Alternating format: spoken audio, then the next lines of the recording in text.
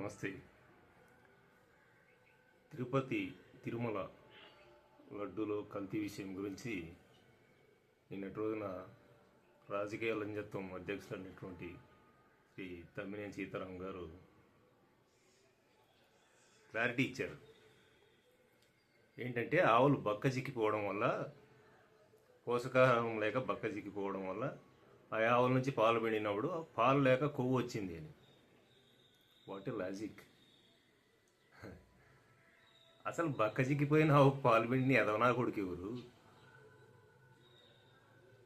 దాంట్లో కొవ్వు అసలు కండలే లేకుండా బక్కజిక్కిపోయిన, పోషకాహారం లేక బక్కజిక్కిపోయినటువంటి ఆవులోంచి పాలే రావు. కొవ్వు ఎక్కడి నుంచి వచ్చిందో అర్థం కాలే.